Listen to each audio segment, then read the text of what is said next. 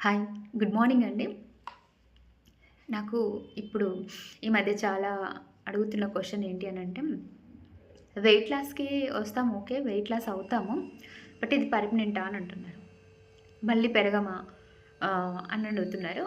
అంటే మళ్ళీ పెరగమా అనంటే, మీరిప్పుడు ఏదైతే లైఫ్ స్టైల్ మార్చుకొని మీరు వెయిట్ లాస్ అవుతున్నారు.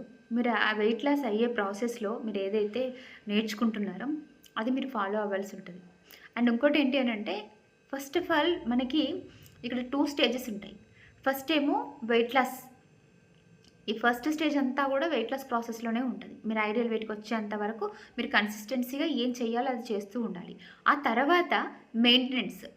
మీరు ఏదైతే ఐడియల్ వెయిట్ ఉందో దాన్ని మినిమమ్ మీరు 3-6 మంత్స్ మీరు మెయింటైన్ చేయాలి. అది కోచ్ ఆధ్వర్యంలోనే.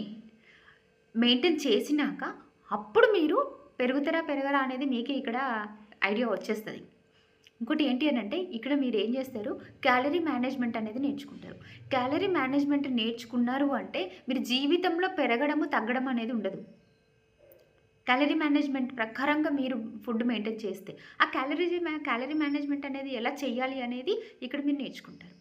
ఇది నేర్చుకున్నారంటే ఎవరు పెరగాలి, ఎలా పెరగాలి, ఎలా తగ్గాలి అనేది మీకొక అవగాహన వస్తది. మీరే కాదు మీ ఫ్యామిలీని గూడా మీరు ఎలా మెయింటైన్ చేసుకోవాలి, ఎలా హెల్తీగా ఉంచుకోవాలి అనేది కూడా మీకు ఐడియా వస్తదండి. మీరు ఒకసారి నాకు కాంటాక్ట్ అవ్వండి. మీకు ఈచ్ అండ్ ఎవ్రీథింగ్ మీకు గైడెన్స్ ఇవ్వడం జరుగుతుంది. Thank you everyone. Bye bye.